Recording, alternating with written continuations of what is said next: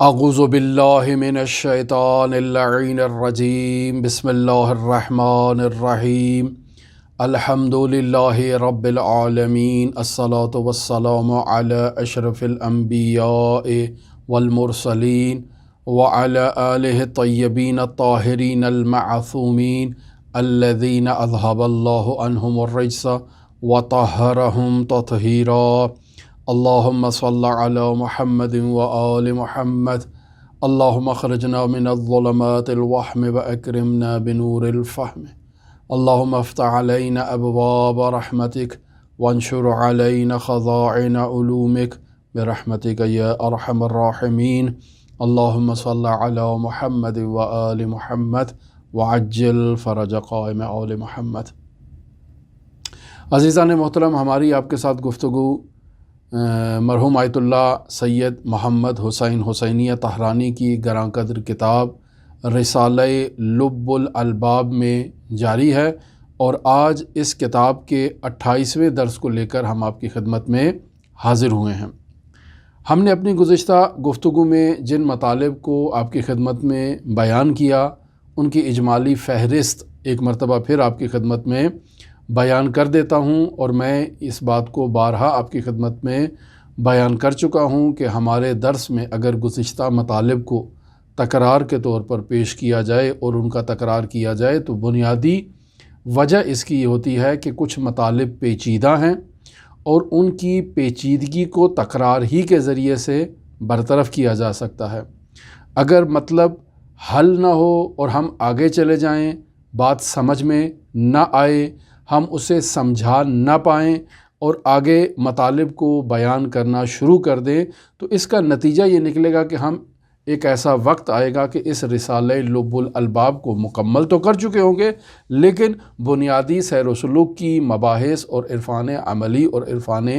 نظری سے متعلق یہ جو ایک خلاصہ پیش کیا جا رہا ہے، یہ ہمارے لیے قابل حل اور قابل فہم نہیں ہوگا۔ لہٰذا توجہ فرمائیں، بندہ حقیر نے اپنی گزشتہ گفتگو میں آپ کی خدمت میں اس مطلب کو بیان کیا کہ کوئی بھی انسان اگر خداوند متعال کی بندگی کی راہ میں مراقبہ کرتا ہے اور اس مراقبے کے نتیجے میں تقویٰ کی رعایت کرتا ہے، تو اس مراقبے سے اسے یہ فائدہ حاصل ہوگا کہ آہستہ آہستہ وہ سیر الی اللہ کے سفر کو طے کرتا جائے گا، اور اس سفر میں یہ سالک مضبوط اور پختہ ہوتا جائے گا۔ اس مضبوطی اور پختگی کے نتیجے میں یہ سالک الی اللہ، یہ مسافر الی اللہ، سب سے پہلے اس عالم مادہ کو عبور کرتے ہوئے عالم مثال میں داخل ہو جائے گا۔ وہاں عالم مثال میں انوار خفیہ مثالیہ کو مشاہدہ کرے گا۔ اس عالم مثال میں ہم عرض کر چکے آپ کی خدمت میں کہ اس عالم مادہ کی تمام خصوصیات نہیں ہیں، کچھ خصوصیات وہاں پر پائی جاتی ہیں۔ پھر یہ سالک اسی مراقبے کو جاری رکھے گا، اسی سفر کو جاری رکھے گا، اور پھر اس عالم مثال سے بھی عبور کرتے ہوئے، اگلے عوالم سے عبور کرتے ہوئے عالم تجرد محض میں داخل ہو جائے گا۔ ایک ایسے عالم میں داخل ہوگا جہاں بالکل مادہ اور مادی خواص اور مادی لوازمات اور مادی آثار موجود نہیں ہیں، حتیٰ آثار عالم مثال، یعنی عالم مثال میں جو عالم مادہ کے خواص ہیں وہ بھی وہاں پر نہیں پائے جاتے، اور انسان تجرد محض ہو جاتا ہے۔ اب جب انسان اس عالم تجرد میں، یعنی تجرد نفس کے مرحلے میں یہ سالک جب داخل ہوگا، تو وہاں اس مرحلے میں جا کر یہ نفس کو ایک کلی حقیقت میں مشاہدہ کرے گا۔ ایسی حقیقت میں یہ نفس کو مشاہدہ کرے گا جو مافوق زمان ہوگی اور مافوق مکان ہوگی، یعنی جس جگہ پر اس نفس کے لیے کسی مکان کی ضرورت نہیں ہوگی، اور یہ نفس کسی مکان کا محتاج نہیں ہوگا، اور حتیٰ کہ زمان کا بھی محتاج نہیں ہوگا۔ گزشتہ عوالم، آئندہ کے عوالم، تمام عوالم اس نفس کے سامنے بالکل یک نواخت اور یکسانیت رکھتے ہوں گے۔ یہاں ہم نے عرض کیا کہ جو کلمہ استعمال کیا آیت اللہ طحرانی نے وہ یہ ہے کہ نفس کو مرحلہ کلی میں مشاہدہ کرے گا۔ سوال یہ پیدا ہوتا ہے کہ یہ کلی کیا چیز ہے؟ ہم نے اپنی گزشتہ گفتگو میں کلی منطقی اور جزئی منطقی کو آپ کی خدمت میں بیان کیا اور پھر اس مطلب کی وضاحت کی کہ دیکھیں یہاں جو کلی کی بات کی جا رہی ہے وہ کلی سعی ہے جو فلسفے اور عرفان میں باقاعدہ طور پر استعمال کی جاتی ہے۔ یہاں کلی منطقی مراد نہیں ہے کہ لا یمتنع صدقہ علی الکثیرین، ایسا مفہوم کہ جس کا کثیرین پر صادقانہ ممتنع نہ ہو۔ جب انسان کلی کی بات کرتا ہے تو یقینی بات ہے یہ مفہوم ہے، اور مفہوم کلی ہمیشہ ذہن میں ہوتا ہے، یہ خارج میں نہیں پایا جاتا۔ خارج میں جو چیز ہوگی وہ مصداق ہوگی، لہٰذا ایسا مفہوم جو کثیرین پر صادق آئے اسے کلی کہا جاتا ہے علم منطق میں۔ جبکہ یہاں کلی سے مراد ایک ایسی حقیقت ہے کہ جس کے پس پردہ بہت سارے حقائق ہیں۔ یعنی اگر آپ اس مفہوم کو ایک دوسرے مفہوم کے ساتھ مقایسہ کریں تو پھر یہ کلی نہیں ہوگا، پھر یہ جزئی ہوگا۔ لیکن اگر آپ خود اس مفہوم کے دریچے کو کھولیں اور اس کے اندر شگاف ڈال کر مشاہدہ کرنا چاہیں تو انسان ایک ایسی حقیقت کو مشاہدہ کرے گا کہ جس حقیقت کے اندر مختلف حقائق جو ہیں وہ پوشیدہ ہیں۔ پس یہ منطقی کلی نہیں ہے بلکہ فلسفی اور عرفانی کلی ہے، جسے کلی سعی کے نام سے یاد کیا جاتا ہے۔ یہ کلی کی بحث ہم نے آپ کی خدمت میں بیان کی۔ پھر ہم نے گزشتہ اپنے درس میں آپ کی خدمت میں عوالم کی مقدار بیان کی کہ عوالم کتنے ہیں۔ عرض کیا کہ روایات کا اگر جائزہ لیا جائے تو 12,000، 14,000، 70,000، حتیٰ کہ الف عالم و الف آدم کا بھی ذکر آیا ہے، اور یہ بھی بیان کیا گیا ہے کہ انتم فی آخر العوالم، کہ آپ آخری عالم میں زندگی کر رہے ہو اور آخری آدم کی نسل میں سے ہو، جبکہ آپ سے پہلے ہزاروں آدم جو ہیں وہ گزر چکے ہیں۔ پھر ہم نے اسی ذیل میں آپ کی خدمت میں عوالم کو بیان کیا کہ دیکھیں ہم اپنی گفتگو میں مختلف الفاظ کا سہارا لیتے ہیں، مختلف الفاظ کو آپ کی خدمت میں بیان کرتے ہیں۔ تو جب ہم عالم دنیا کی بات کرتے ہیں، جب ہم عالم طبیعت کا نام لیتے ہیں، جب ہم عالم مادہ، عالم کثرت، عالم ناسود کی بات کرتے ہیں تو یہ وہ تمام کے تمام عوالم ہیں جو ایک ہی ہیں، یعنی نام مختلف ہیں، حقیقت ایک ہے۔ ایک ایسا عالم جو عالم مادہ ہے اور محدود ہے، اس کی کچھ اپنی جو ہے وہ ضروریات ہیں، لیکن ایک دفعہ ہم اس سے مافوق چلے جاتے ہیں اور ایک ایسے عالم کو بیان کرتے ہیں کہ جہاں مادہ نہیں ہے، مادے کے تمام آثار بھی نہیں ہیں، بلکہ کچھ آثار وہاں پر اس عالم مادہ کے موجود ہیں۔ اس عالم کو جب ہم ذکر کرتے ہیں تو اسے عالم مثال بھی کہا جاتا ہے، عالم برزخ بھی کہا جاتا ہے، عالم خیال بھی کہا جاتا ہے، اور عالم ملکوت بھی کہا جاتا ہے۔ پس انسان سالک نے اس عالم مادہ سے عبور کرنا ہے اور اس عالم مثال میں داخل ہونا ہے، اور پھر اس عالم مثال کو بھی اپنے پیچھے چھوڑ کے آگے بڑھنا ہے۔ ایک ایسے عالم میں داخل ہونا ہے جو مافوق مادہ ہے، جو مافوق مثال ہے۔ اس عالم کو عالم مجرد تام کہا جاتا ہے، اس عالم کو جو ہے وہ عالم عقل کہا جاتا ہے، عالم روح کہا جاتا ہے، عالم نور کہا جاتا ہے، حتیٰ عالم مفارقات اس کو کہا جاتا ہے کہ جہاں مادہ اور اس کے آثار مکمل طور پر اس نفس انسانی سے جدا ہو جاتے ہیں۔ اسی عالم کا ایک اور نام جو ہے وہ عالم جبروت بھی ہے۔ لہٰذا یہ نام مختلف ہے لیکن حقیقت ایک ہے۔ آج جو ہم نے آپ کی خدمت میں بیان کیا کہ انسان جو ہے وہ سیر و سلوک کے نتیجے میں، مراقبے کے نتیجے میں عالم مادہ سے عبور کر کے عالم مثال میں داخل ہو جاتا ہے اور انوار خفیہ مثالیہ کو مشاہدہ کرتا ہے۔ پھر اس عالم مثال سے بھی یہ عبور کرتا ہے اور عالم عقل میں، عالم روح میں، عالم نور میں، عالم مفارقات میں یا عالم جبروت میں چلا جاتا ہے، اور وہاں جا کر ایک نفس کو کلی حقیقت میں مشاہدہ کرتا ہے کہ اگر آپ اس نفس کو جو ہے وہ اس میں شگاف ڈالیں تو آپ کو اس کے اندر حقائق متعددہ جو ہیں وہ مشاہدہ ہوں گے اور نظر آئیں گے۔ پھر ہم نے عرض کیا کہ اس سے اوپر بھی ایک عالم موجود ہے کہ جسے عالم اسماء و صفات کہتے ہیں۔ یہ عالم اسماء و صفات بھی خداوند متعال کی مخلوق ہے، فعل خدا ہے، اور اس کا نام جو ہے وہ رکھا جاتا ہے عالم لاہوت۔ کیا یہ کافی ہو گیا۔ یہ تمام عوالم جو 4 ہم نے بیان کیے یہ عالم امکان ہے، یہ مخلوقات سے متعلق ہے۔ اس سے اوپر 5واں اور 6واں عالم جو ہے وہ واجب الوجود سے متعلق ہے۔ اس عالم کو عالم ہاہوت کہتے ہیں، ہویت کہتے ہیں، مقام احدیت کہتے ہیں۔ اور پھر جب آپ اس سے بھی ایک سٹیپ اوپر تشریف لے جائیں تو وہاں آپ کو عالم ذات نظر آئے گا، عالم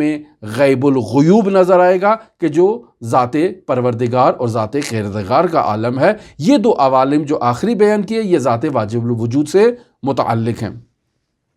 یہ تمام بحث جو تھی وہ ہم نے اپنے گزشتہ گفتگو میں اور گزشتہ درس میں آپ کی خدمت میں بیان کر دی، اور یہ بھی عرض کیا کہ گزشتہ درس نہایت ہی ایک پیچیدگی کا حامل ہو چکا تھا، ہم نے خود اس کو احساس کیا، لہٰذا آج خلاصتاً ان تمام مطالب کو آپ کی خدمت میں بیان کر دیا ہے۔ یہاں ہم نے اپنے آج کی گفتگو میں جو خلاصہ بیان کیا، اور اس خلاصے کے آغاز میں یہ عرض کیا کہ جب انسان اس عالم مادہ سے عبور کرتا ہے اور عالم مثال میں چلا جاتا ہے تو وہاں انوار خفیہ مثالیہ کو مشاہدہ کرتا ہے، اور پھر جب اس عالم مثال سے عبور کر کے ایک مافوق عالم تجرد میں اور تجرد تام میں داخل ہوتا ہے، نفس کو ایک کلی حقیقت میں مشاہدہ کرتا ہے کہ جسے شگاف ڈالا جائے تو اس کے اندر حقائق متقصرہ اور کثیرہ جو ہیں وہ موجود ہوتے ہیں۔ یہ عالم جو ہے یہ عالم تجرد ہے۔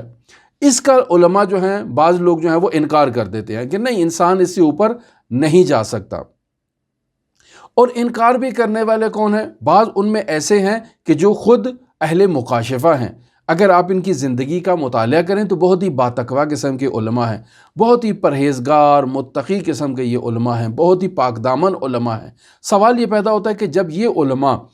ان نورانی مطالب اور معارف کا انکار کرتے ہیں، ان کے بارے میں تردید کرتے ہیں، تو بعض لوگ اس بارے میں ہم سے یہ سوال کرتے ہیں کہ بھئی یہ کیا مسائل ہیں کہ عرفا ایک بات کر رہے ہیں اور اکثریت علماء کی اس سے اختلاف کر رہی ہے۔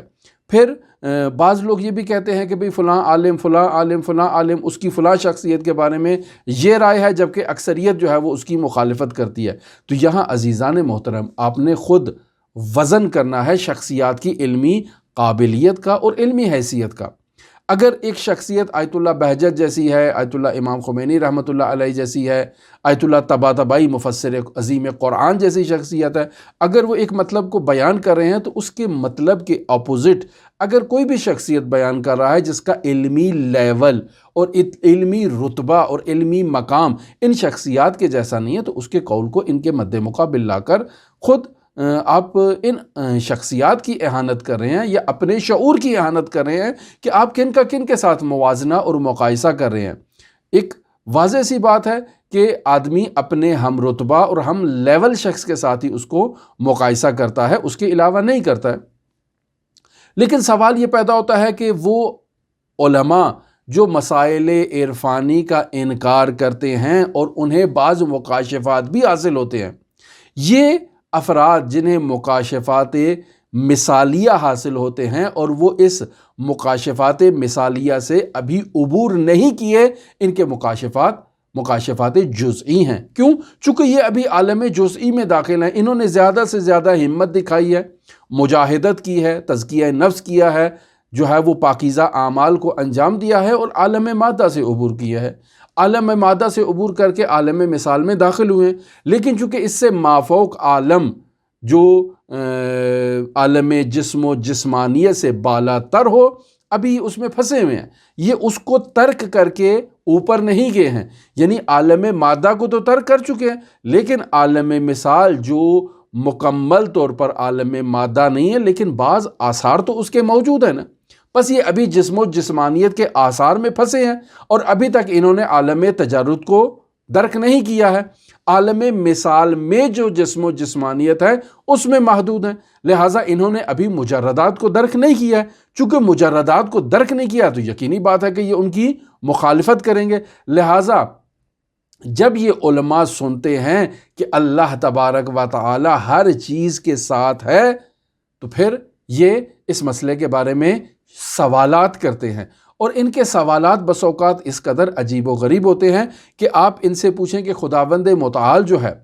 وہ اس کا وجود وسیع ہے آپ اس سے کیا تصور پیش کریں گے؟ تو یہ کہیں گے کہ ایک ایسا وجود ہے جو وہ مشرق سے مغرب تک پھیلا ہوا ہے، یعنی خداوند متعال نے مشرق سے مغرب تک ایک بہت وسیع وجود کو جو ہے نا وہ پھیلا رکھا ہے، اور وہ وجود باری تعالیٰ ہے، جبکہ ایسے نہیں ہے۔ یہ ایک ایسی حقیقت کو تصور نہیں کر پا رہے جو بسیط حقیقت ہے، ایسی حقیقت کو درک نہیں کر پا رہے کہ جو حقیقت قابل تقسیم نہیں ہے، اور اس کے باوجود کہ وہ حقیقت بسیطہ ہے، وہ حقیقت ناقابل تقسیم ہے، لیکن پھر بھی ہر شے کے ساتھ ہے، جیسے ہم نے قرآن مجید سے کل آپ کی خدمت میں بیان کیا، ہوا معکم اینما کنتم، وہ آپ کے ساتھ ہے، جہاں جہاں کہیں بھی آپ موجود ہو وہ آپ کے ساتھ ہے، آپ سے جدا نہیں ہے۔ بس ہمارا نفس بھی، اگر ہم اپنے نفس کے گریبان میں جان کر دیکھ لیں تو ہمارا نفس بھی کہ جو ہر چیز کے ساتھ ہے، یعنی کیا مراد؟ یعنی اس عالم مادہ میں طول و عرض و ارتفاع رکھتا تھا، لیکن جب اس عالم مادہ اور عالم مثال سے عبور کر گیا تو اب یہ جسم و جسمانیت والے جو مقداری عوامل ہیں ان سے یہ آزاد ہو چکا ہے۔ اب یہ نفس بھی قابل تقسیم نہیں ہے۔ اب جب ہمارا نفس قابل تقسیم نہیں ہے اور ہماری روحی اور نفسانی خصوصیات آپس میں معیت رکھتی ہیں اور ایک دوسرے کے ساتھ ہیں، جیسا کہ ہم نے بیان کیا کہ اس کلی کو اگر اس میں شگاف ڈالیں تو حقائق متعددہ اس کے اندر آپ کو نظر آئیں گے، تو یہ ان کے ساتھ معیت ہے، اس کے باوجود وہ وحدت رکھتا ہے۔ تو جب آپ اس حقیقت کو مشاہدہ کر لیں گے تو آپ کو اپنے نفس کی درست شناخت کے نتیجے میں معرفت باری تعالیٰ کی شناخت میں مدد حاصل ہوگی۔ میں آیت اللہ تہرانی کی گزشتہ روز جو عبارت آپ کی خدمت میں بیان کی، اس عبارت کو دوبارہ آپ کی خدمت میں بیان کر کے اس کا ترجمہ پیش کرتا ہوں اور اپنے اگلے مطلب کی طرف میں داخل ہوتا ہوں۔ آیت اللہ تہرانی یہاں پر بیان کرنا چاہ رہے ہیں کہ چون نفس در این موقع بے تمام حقیقت مجردہ خود ہویدہ می گردد، یعنی انسان کا نفس جب عالم مادہ سے عبور کر گیا، عالم مثال سے عبور کر گیا اور عالم تجرد محض میں داخل ہو گیا، تو اب اس مقام پر نفس کے لیے اپنی حقیقت مجردہ بطور کامل جو ہے وہ ظاہر ہو جائے گی، واضح ہو جائے گی اور آشکار ہو جائے گی۔ تو اب ایسے میں موجودی مشاہدے می شود، یہ نفس ایک ایسی انسان جو ہے وہ ایک ایسی چیز کو مشاہدہ کر رہا ہے کہ بے مقید بے زمان و مکان نہ بودے۔ اب یہاں اس انسان کا نفس جو ہے وہ کسی زمان کا پابند نہیں ہے، کسی مکان کا پابند نہیں ہے، بلکہ مشرق و مغرب عالم را فرا می گیرد، یعنی اس قدر وسعت اختیار کر چکا ہے جہاں تک یہ انسان تصور کرے، یہ انسان جو ہے وہ نفس انسانی جو ہے وہ وسعت اختیار کر چکا ہے۔ وَإِن شہود برخلاف شہود مراحل اولیہ، یعنی میں عالم مادہ میں جو چیز مشاہدہ کر رہا تھا وہ اور تھی، عالم مثال میں جس چیز کو میں نے مشاہدہ کیا وہ اور ہے، دونوں عوالم میں وہ نفس انسانی جزئی تھا، جبکہ اس عالم میں جو عالم تجرد تام اور تجرد محض ہے، اس میں اب وہ جزئی نہیں ہے بلکہ از قبیل ادراک معانی کلیہ است۔ یہ ایک ایسی حقیقت ہے کہ وہاں آپ اس حقیقت کو شگاف ڈالیں گے تو اس کے اندر آپ کو متعدد حقائق جو ہیں وہ نظر آئیں گے۔ یہ آیت اللہ تہرانی نے اپنی بحث کو کمپلیٹ کیا اور نیچے ایک مطلب کو بیان کر رہے ہیں۔ اس مطلب کو بیان کرنے سے پہلے میں آپ کی خدمت میں مقدمہ بیان کرنا چاہتا ہوں۔ ہماری اس مقدمے پہ جو ہے چونکہ گزشتہ 2 دنوں سے کافی سخت اور دشوار مباحث آپ کی خدمت میں ہم نے بیان کی، آج کی گفتگو میں اور آج سے آئندہ جو درس ہے اس میں جو گفتگو کروں گا، میں آپ کی خدمت میں ایک آسانی لانا چاہتا ہوں، چونکہ یہاں آیت اللہ سید محمد حسین حسینیہ طہرانی تذکرہ کر رہے ہیں مرحوم آیت اللہ سید احمد کربلائی کا،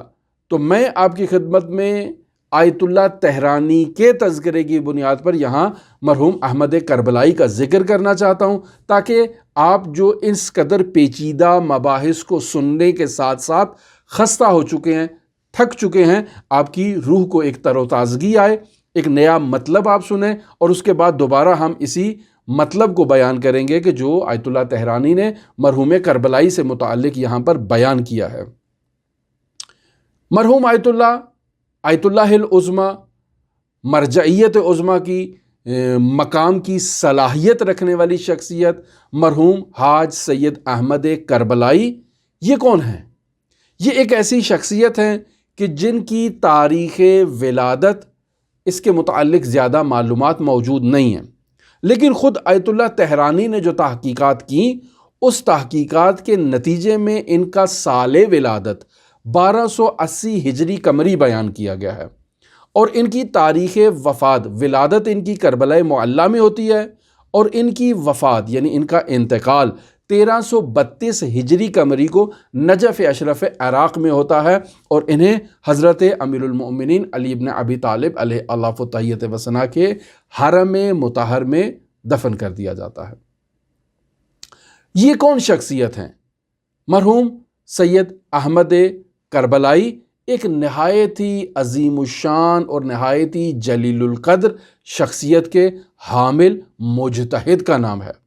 کہ جو مرحوم آخوند ملا حسین قلی حمدانی کی شاگردوں کی فہرست میں نہایت ہی ممتاز شاگرد ہے۔ لہٰذا آیت اللہ سید احمد کربلائی کو اپنے ساتھ جو دوسرے شاگرد ہیں، مثلا مرحوم بہاری حمدانی ہیں، مرحوم آغائی جواد ملکی تبریزی ہیں، یہ ان میں بھی ایک ممتاز اہمیت کے حامل شخصیت ہے۔ لہٰذا آیت اللہ احمد کربلائی کی حالات زندگی میں کچھ مطالب آپ کی خدمت میں میں بیان کرنا چاہتا ہوں، تاکہ آپ اس جلیل القدر عالم اور جلیل القدر عارف کو بہتر انداز میں پہچان سکیں۔ پس آج کی ہماری یہ گفتگو جو یہاں سے شروع ہو رہی ہے وہ سیرت سے متعلق ہے۔ میں یہ کوشش کروں گا کہ اسے جداگانہ جو ہے وہ اس آج کے درس سے نکال کر ایک علیحدہ پلے لسٹ میں بھی لایا جائے، تاکہ آیت اللہ سید احمد کربلائی کے حالات زندگی بطور کامل اور بطور مستقل بھی ہمارے سامنے واضح ہو جائیں۔ بس ہم نے آپ کی خدمت میں بیان کیا کہ 1280 ہجری قمری یہ ان کی تاریخ ولادت کا تخمینہ لگایا گیا ہے۔ اس قدر مخفی شخصیت کے حامل اور مالک تھے کہ انہوں نے اپنے زیادہ آثار اور اپنی ذات سے متعلق زیادہ کچھ نہیں کسی کے سامنے تذکرہ کیا، اور جہاں کہیں تذکرہ ہونا بھی ممکن تھا یا مقدور تھا تو وہاں سے انہوں نے پردہ پوشی کی اور اپنے آپ کو کتوم رکھا اور مخفی رکھا۔ شیخ آغا بزرگ طحرانی الذریعہ کے مصنف وہ یہ کہتے ہیں کہ میں 2 سال سید احمد کربلائی کا ہمسایہ رہا ہوں، اور اس 2 سال میں میں نے ان کی ہمسائیگی میں ایسی چیزیں مشاہدہ کی ہیں جنہیں بیان نہیں کیا جا سکتا، لیکن میں آپ کی خدمت میں ان کی کچھ خصوصیات بیان کرتا ہوں۔ تو آغا بزرگ طحرانی ان کی خصوصیات میں اس مطلب کو ذکر کرتے ہیں کہ پہلی خصوصیت یہ ہے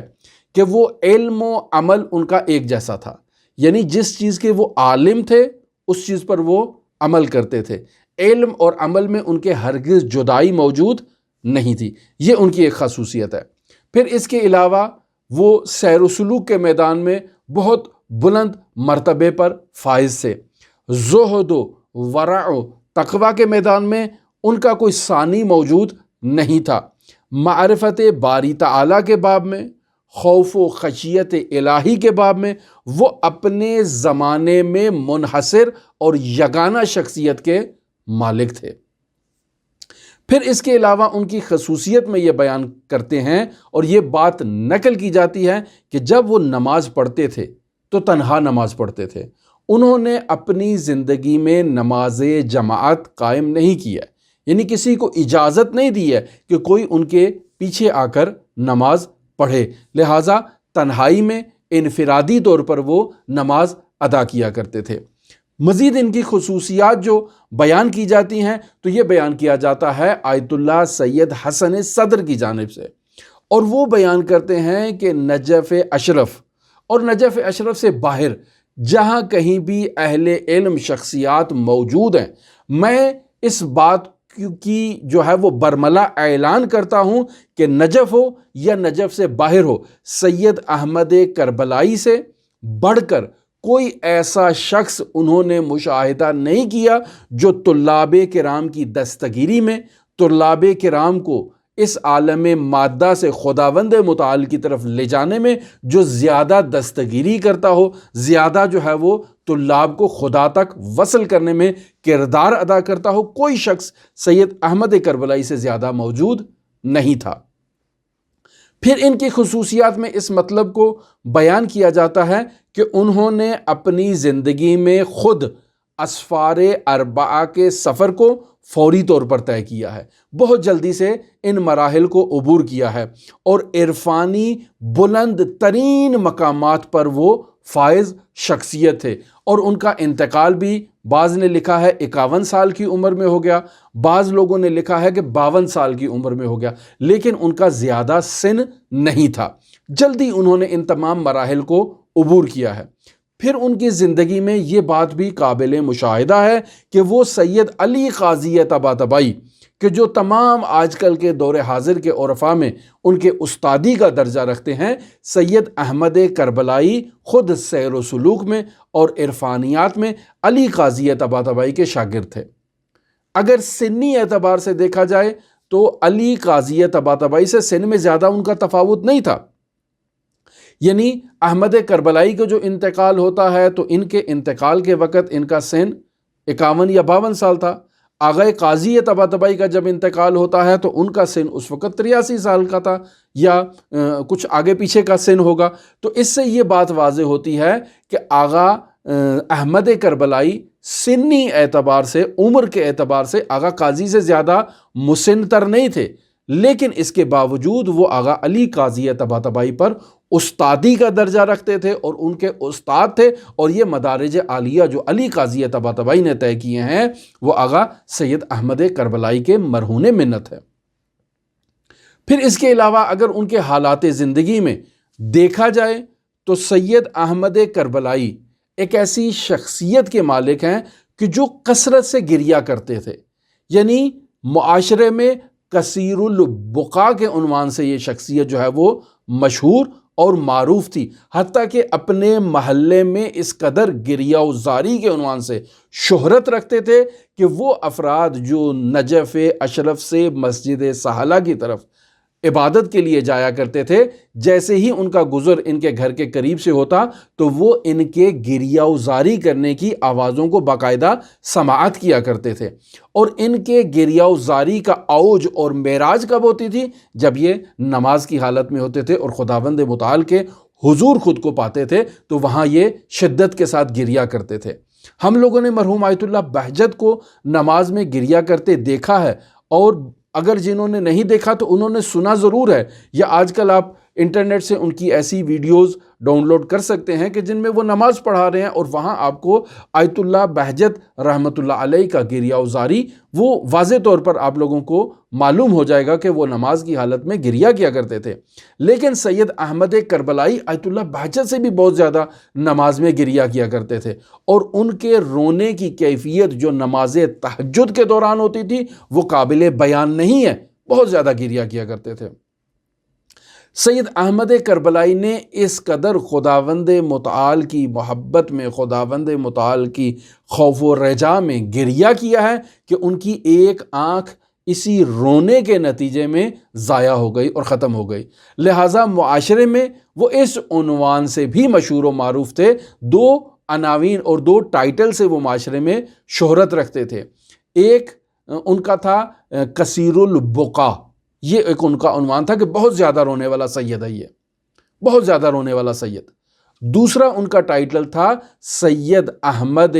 واحد العین، یعنی ایسا سید احمد کہ جس کی ایک ہی آنکھ ہے، دوسری آنکھ اس نے راہ خدا میں ختم کر دی ہے، اور خداوند متعال کی جو بارگاہ ہے اس میں اس نے ہدیہ کر دی ہے، رو رو کے وہ آنکھ جو ہے وہ ضائع ہو گئی، اب یزت عیناہ من الحزن کا مصداق بن گئے، اور اس اللہ کے نبی سے جا کر اس خصوصیت میں شراکت حاصل کر لی۔ لہٰذا سید احمد کربلائی کے اگر علمی لیول کو جائزہ لینا ہے تو اس لیول کو مد نظر رکھنے کے لیے ہمیں علماء کا سہارا لینا پڑے گا۔ مثلاً آغا سید علی قاضی طباطبائی کے جو بڑے فرزند ہیں آیت اللہ سید محمد حسن قاضی طباطبائی، یہ اپنے استاد کہ ان کے استاد تھے آیت اللہ سید جلال الدین آشتیانی، اپنے استاد سے یہ نقل کرتے ہیں اس بات کی طرف کہ آیت اللہ سید احمد کربلائی اپنے زمانے کے نامور شیعہ علماء میں سے ایک شخصیت کا نام ہے۔ ایسی شخصیت ہے جو تمام نقلی علوم میں، یعنی حضرات اہل بیت علیہم الصلوۃ والسلام سے نقل شدہ تمام روایات پر عبور رکھتی ہے، اور اس کے علاوہ اپنے زمانے کے عظیم فقہا کی فہرست میں ان کا شمار ہوتا ہے۔ یہ کون نقل کر رہا ہے؟ آیت اللہ سید جلال الدین آشتیانی۔ لیکن اگر ہم جائیں مفسر قرآن آیت اللہ محمد حسین طباطبائی رحمۃ اللہ علیہ کی طرف، اور آغا طباطبائی سے پوچھیں کہ بھئی آپ ہمیں آغا سید احمد کربلائی کا تعارف کروائیں، تو آغا طباطبائی کہتے ہیں کہ میں اپنے استاد سے نقل کرتا ہوں، اور میرے استاد کون ہیں؟ آیت اللہ شیخ محمد حسین اصفہانی کمپانی، ان سے یہ بات کو نقل کر رہے ہیں۔ اور آیت اللہ کمپانی کون ہے؟ آیت اللہ کمپانی وہ ہیں کہ جنہوں نے آغا سید احمد کربلائی سے باقاعدہ توحیدی موضوعات پر خط و خطابت کی ہے، اور ان کے خط و خطابت کا مجموعہ باقاعدہ ایک کتاب کی صورت میں انہی آیت اللہ تہرانی نے پبلش کیا ہے، اور اس کا ٹائٹل ہے توحید علمی و عینی۔ اس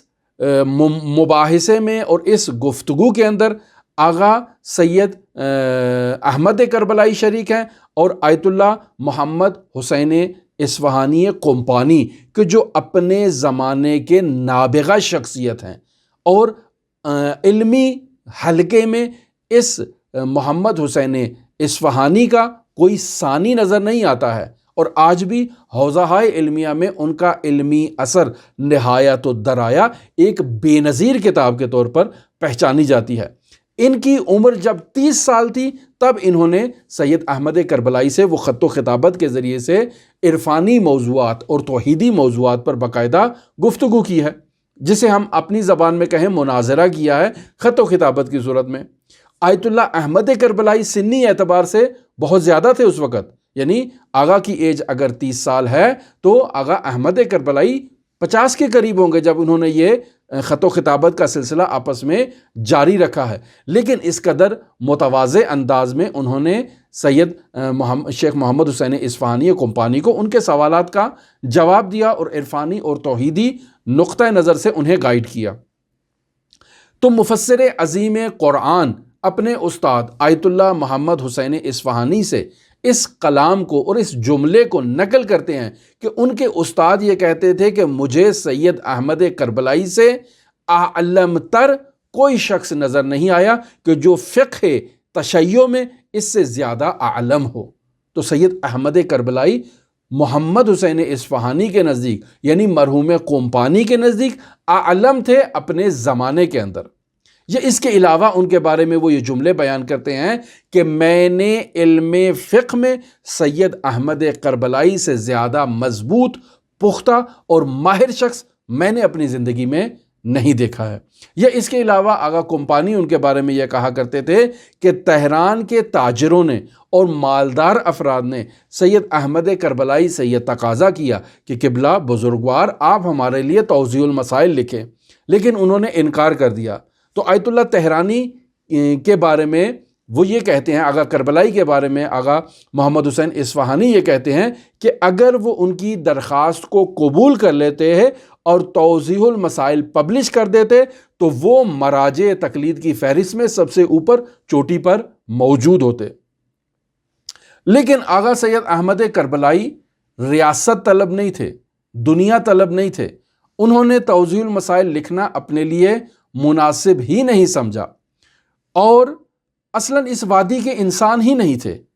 اگر میں آپ کی خدمت میں ایک واقعہ آیت اللہ سید محمد حسین حسینیہ طہرانی سے نقل کروں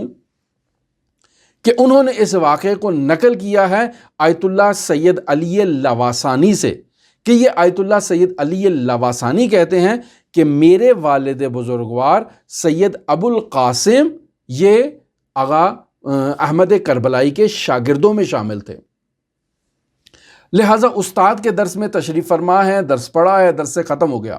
تمام شاگرد متفرق ہونے لگ پڑے، اپنے اپنے گھروں کو جانے لگے۔ تو مجھے آغا سید احمد کربلائی نے کہا کہ آغا ابو القاسم، اگر آپ کو کوئی کام نہیں ہے تو یہاں کچھ دیر کے لیے قیام کریں۔ آغا ابو القاسم کہتے ہیں کہ استاد کی کنڈیشن دیکھ کر، استاد کی کیفیت دیکھ کر مجھے اس بات کا احساس ہوا کہ وہ کوئی خاص بات کہنا چاہتے ہیں، جس وجہ سے انہوں نے مجھے یہاں رکنے کا کہا ہے۔ لہٰذا تمام طلاب جب چلے جاتے ہیں، تمام شاگرد حضرات چلے جاتے ہیں،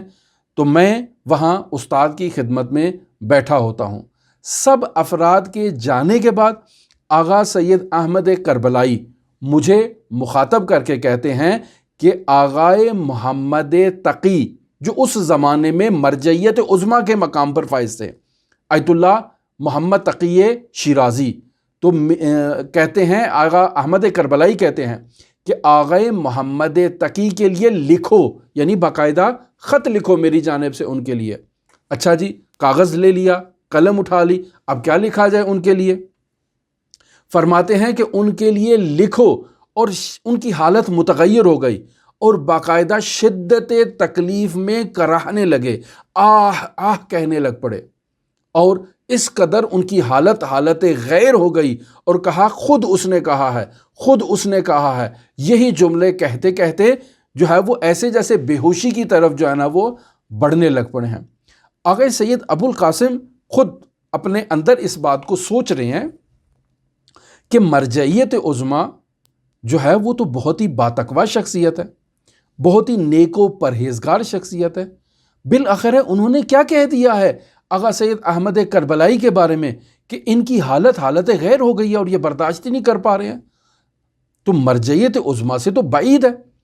وہ اپنی زندگی میں کبھی گناہ نہیں کرتے، کبھی غیبت نہیں کرتے، کبھی تہمت نہیں لگاتے، کبھی کوئی ایسی بات ہی نہیں کرتے ہیں جو غیر مناسب قسم کی ہو۔ اور آج احمد کربلائی اس قدر شدت تکلیف میں ہے، ایسے محسوس ہوتا ہے کہ انہوں نے کوئی بہت بڑی ایسی بات کہہ دی ہے جو برداشت کرنا ان کے لیے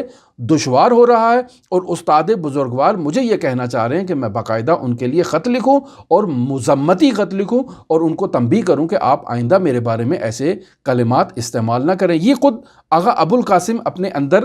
اپنے ضمیر سے گفتگو کر رہے ہیں اور سوچ رہے ہیں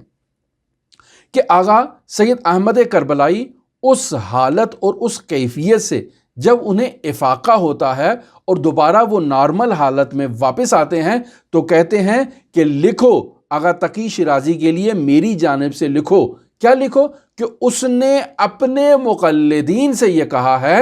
کہ جب کہیں وہ فتویٰ نہ دیں تو ان کی احتیاطات میں ان کے مقلدین میری طرف رجوع کریں۔ اتنے سے جملے پر ناراض ہو گئے کہ انہوں نے اپنے مقلدین کو میری طرف احتیاط میں رجوع کرنے کے لیے کیوں کہا ہے؟ یعنی انہوں نے ان مقلدین کے سوال کے جواب میں کہ جن مقلدین نے مرجعیت عظمیٰ آیت اللہ محمد تقی شیرازی سے یہ سوال کیا ہے کہ قبلہ آپ کے وہ مسائل جس میں آپ نے فتویٰ نہیں دیا، احتیاط سے کام لیا ہے، تو اب ان مسائل میں ہم کس کی طرف رجوع کریں؟ یا اگر خدا ہی نہ خواستہ آپ کا اس دنیا سے انتقال ہو جاتا ہے تو آپ کے بعد کون ایسی شخصیت ہے جس کی طرف ہم رجوع کر سکتے ہیں؟ تو انہوں نے یہ جواب میں کہا کہ میری احتیاطات میں احمد کربلائی کی طرف آپ رجوع کریں، اور اگر میرے لیے کوئی واقعہ پیش آتا ہے تو ان کی تقلید کی جائے۔ تو آغا احمد کربلائی اس قدر شدت تکلیف میں کراہ کے باقاعدہ اس خط کو تحریر کروا رہے ہیں کہ اے ابو القاسم لکھو مرزا محمد تقی کے لیے لکھو اس بات کو کہ آج اس دنیا میں حکومت آپ کی ہے۔ کیوں؟ چونکہ آپ زعیم الشیعہ ہیں، آپ مرجعیت عظمیٰ کے مقام پر ہیں، آپ لوگوں کو ایسے کلمات کہہ سکتے ہیں، لیکن تقی شیرازی اس بات کو یاد رکھو کہ قیامت کے دن حکومت آپ کی نہیں ہے، وہاں ہمارے اجداد رسول خدا صلی اللہ علیہ وآلہ وسلم کی حکومت ہے، اور وہاں میں آپ کی شکایت رسول خدا صلی اللہ علیہ وآلہ وسلم کے محضر میں کروں گا، اور جب میں آپ کی وہاں شکایت کروں گا اور اظہار کروں گا کہ میں تقی شیرازی سے راضی نہیں ہوں کہ اس نے اپنی احتیاطات میں لوگوں کو میری طرف رجوع کرنے کے لیے کہا ہے جو اس قابل خود کو نہیں جانتا۔ اب آپ آغا سید احمد کربلائی کے زہد و تقوی کو خود مشاہدہ کریں کہ یہ کس قدر عظیم مرتبے پر فائز ہے کہ حتیٰ کہ احتیاطات میں اپنی طرف رجوع کرنے کو گوارا محسوس نہیں کرتے ہیں کہ میری طرف کوئی رجوع کرے۔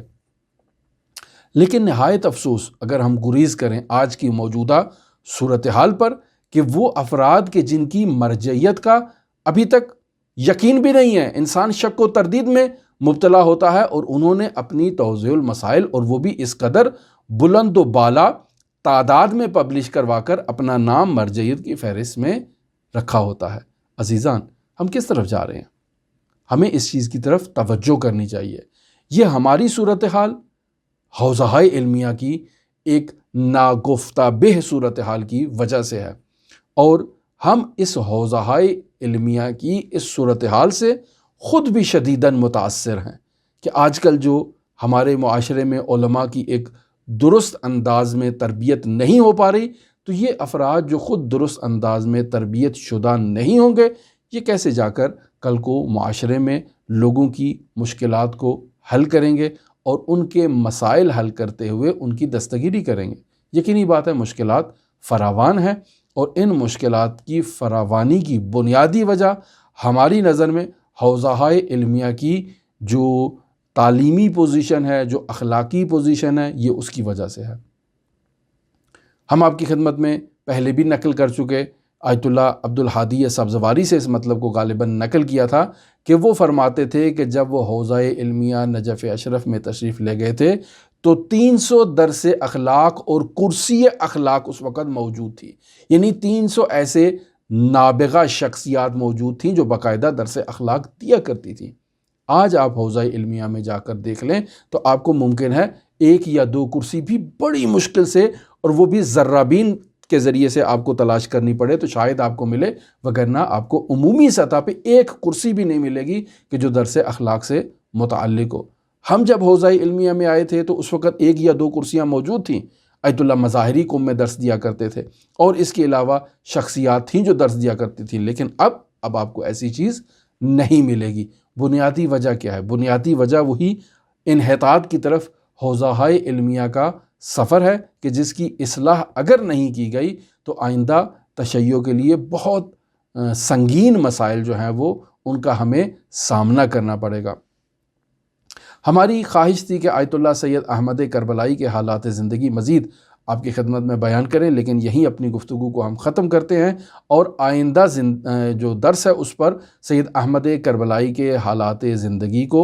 جو ہے وہ موکول کرتے ہیں کہ وہاں پر وہ حالات زندگی آپ کی خدمت میں بیان کیے جائیں۔ ہماری دعا ہے کہ خداوند متعال ہمارے امور کی اصلاح کرے اور ہمیں حقیقی انداز میں حوزہ علمیہ سے درست انداز میں استفادہ کرنے کی توفیق عطا فرمائے۔ ہماری یہ جو معنوی مشکلات ہیں، خداوند متعال حضرت صاحب العصر والزمان کے عنایت کے نتیجے میں ہماری ان معنوی مشکلات کو حل کرے، تاکہ ہم ان مادی مشکلات سے، ان اقتصادی مشکلات سے، ان عالم جو ناسوت ہے اس کی مشکلات سے باہر نکلتے ہوئے مدارج عالیہ طے کریں، عالم مثال سے عبور کریں، عالم تجرد محض کو درک کریں، عالم اسماء و صفات کو درک کریں، اور پھر خداوند متعال کے جو یہ عوالم ہیں، یہ جو اسفار اربعہ ہیں، انہیں طے کر کے ہم جو ہے وہ ایک انسان کامل بن سکیں، اور اس کے لیے ہم واقعاً بہت مشکلات میں ہیں۔ ہمارے لیے آپ بھی دعا کریں، اور ہم بھی حضرت علی ابن موسیٰ الرضا علیہ الاف و تحیت و ثنا کی نورانی بارگاہ میں اپنے لیے بھی اور آپ تمام مؤمنین کے لیے بھی دعا گو ہیں۔ خداوند متعال آپ کا حامی و ناصر ہو اور آپ کا پشت پناہ ہو۔ اللہم صلی علی محمد و آل محمد وعجل فرج قائم آل محمد۔